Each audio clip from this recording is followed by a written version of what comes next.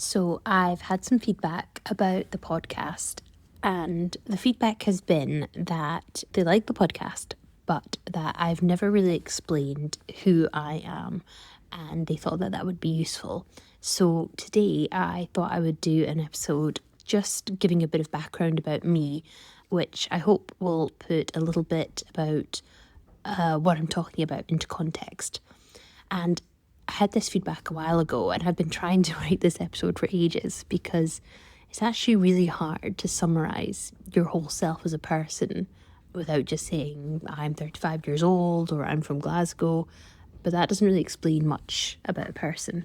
I also feel like it just feels really self-indulgent to just say like, oh, here's an episode all about me. But anyway, I don't know if you will find it helpful to put it into context, but here are 8 things about me that you might want to know.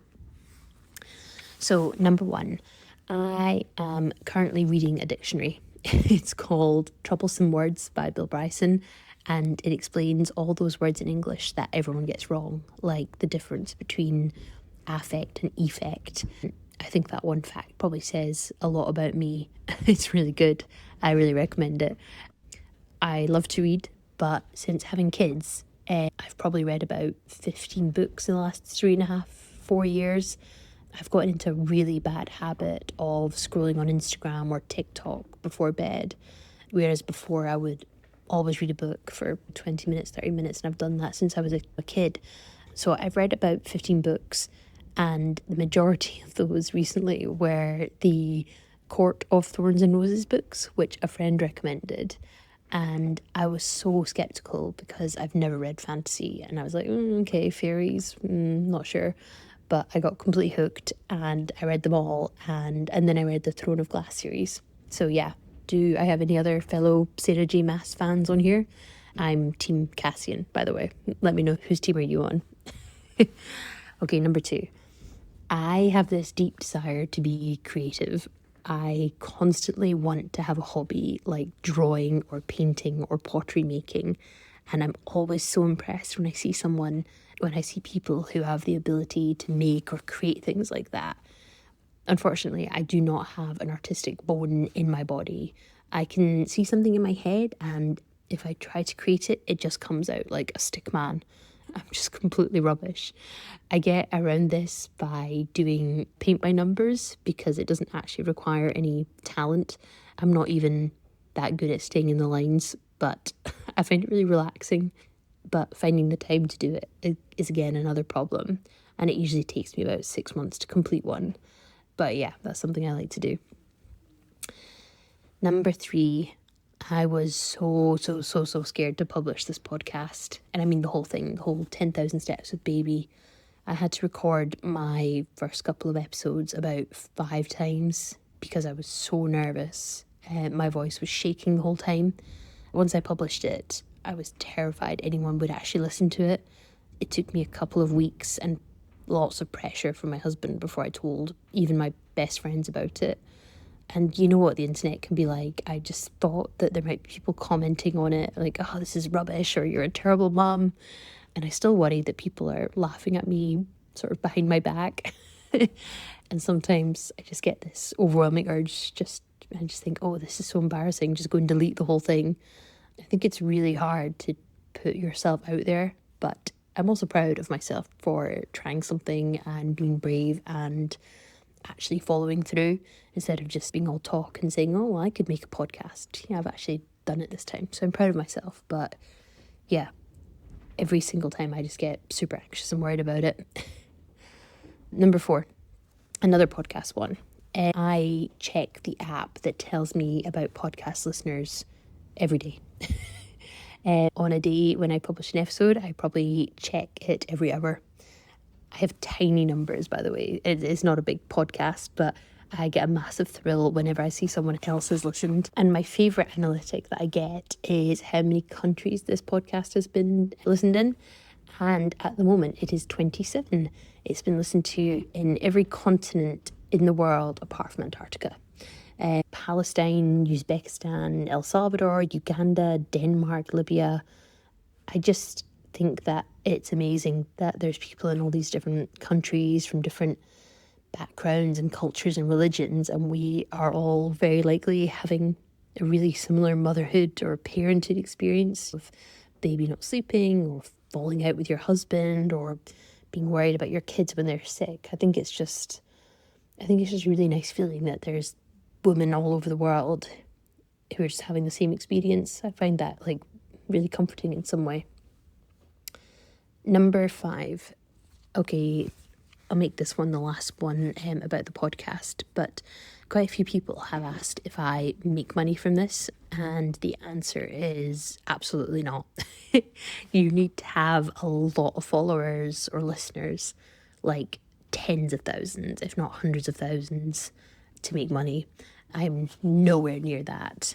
I mean, if someone came along and offered me money, I would definitely not say no, but I started this purely as a little hobby. It was because I wanted to listen to a motherhood podcast when I was out walking James to sleep. So that's where the idea came from, by the way. Or sorry, that's where the name came from, because I was walking at least 10,000 steps with my baby every day trying to get him to nap. And the podcast that came up when I searched either made me feel bad. There was one that I listened to which was all about how someone was still getting up at 5 a.m. to do an hour in the gym and journal and make a healthy breakfast and do her hair and makeup before her baby woke up. And that just sent me into a rage of jealousy because my life was nothing like that.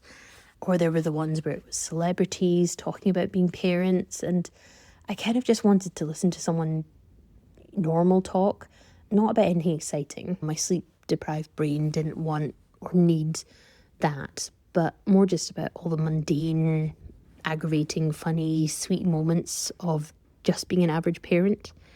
So I decided to make my own because through searching, I couldn't find anything like that.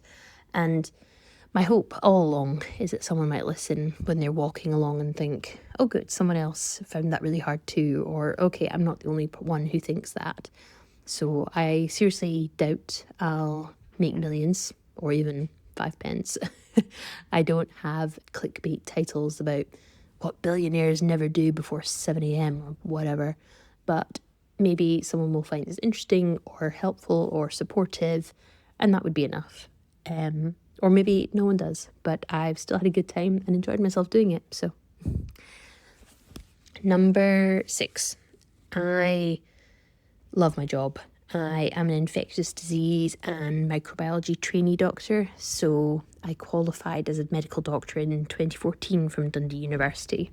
Then I moved to Manchester just for fun. I thought it would be a nice city to live in for a few years for what they call in the UK your foundation training, which is your first 2 years of being a doctor.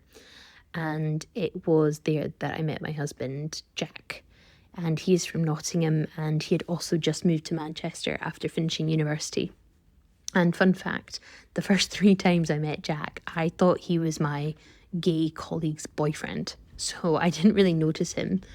Anyway, he turned out not to be gay. It wasn't an instant love story by any means. We almost never got past a second date because we went to the movies and he wanted to watch Gone Girl and I wanted to see Teenage Mutant Ninja Turtles. But we've been together for 12 years now, and we got married at the tail end of COVID in 2021, and our son James was born in 2022, and Alba joined us in 2025. But okay, I've gotten completely sidetracked here. I love my job. I work for the NHS, and I have about 2 years left of training, and then I will be a consultant. I get asked quite a lot about working in the NHS, and it is definitely challenging. It's such a huge system, it's complex, and a lot of the time there's a feeling of bureaucracy and that the left hand doesn't know what the right hand is doing. But the day-to-day, the working with patients, working with colleagues, I love all that. It's the hands down the best job in the world, in my opinion. It's one of the things I found so hard after having children because I love my job. It's a really important part of who I am, is my career and my work. I feel like it's a big part of my identity, but I also have this really strong feeling of missing out on my children's early years and wanting to be with them. But at the same time, I don't think I could hack being a stay-at-home mum. In fact, I know I couldn't. And I want to maintain part of my identity aside from being a mum. But I feel guilty every day having to rush out the door and rush back in for bedtime. So yeah, it's a constant conflict, and I'm sure it is for a lot of women. Number 7, exercise is really important to me. Definitely not from a physique point of view, but I find it just makes me feel so much better mentally. I'm not very good at it, but I love running just because you can switch off mentally, and the fact that you can do it anywhere with no equipment and it's free. You'll find me plodding around my area doing my little 5k. I rarely do more than that. That's what I enjoy. I also got a Peloton when my son was born because I gave up my gym membership because I just couldn't go to the classes anymore, and I didn't want to spend 20 minutes getting to the gym to do the class and 20 minutes to get back. It was just too much of a faff. I just didn't have that amount of time anymore. And I love my Peloton now. It was expensive, but being able to nip into our garage when James went down for a sleep, and take the baby monitor with me and do a 20-minute spinning class before he woke up was just a godsend. I'm definitely a better mother when I've had some exercise. So I like to do HIIT workouts. They're my favourite. I like the Peloton and running, and I try to do some yoga as well. Number 8, I love to travel. I kind of hate when people say this because I feel like everyone loves to travel and it's just a cliche, but it is true, and it's something I hope we'll be able to do more of when the kids are older. I know some adventurous people who have gone travelling with their kids, but to me that just seems a bit overwhelming at the moment. I've done some interesting things. I've been a counsellor for a summer in Camp America in New Hampshire. I've been an au pair in Turkey, and I've worked as a doctor in Malawi and Sierra Leone. And I've also worked teaching English in rural Thailand. And I spent a summer in Greece being a sort of mother's help, cleaner, cook, and tutor to their 17-year-olds. So lots of things. I love staying for long periods in other countries because you get to experience the culture and in a way you don't get when you're just there on holiday, travelling for a week or two. So yeah, there is a few things about me to try to get to know me. If you have any questions about me, then let me know and I will try to answer them. I'm an open book. But I hope that helps to give a little background to the podcast and maybe explains some of the ways I think or what I'm saying, or maybe doesn't. But yeah, thank you for the feedback to the person who gave it. I really appreciate it. And if you haven't done so already, then I would love it if you would subscribe. It's an amazing little boost for me and it will make my day. Thank you all for listening, and I will see you next week. And by the way, if you're listening to this and you can hear a lot of banging in the background, I'm really sorry. I'm recording this in Cape Town and it is blowing an absolute gale out there, and the windows and doors are shaking in the room I'm recording this in, so that's what's happening. So sorry about the audio quality.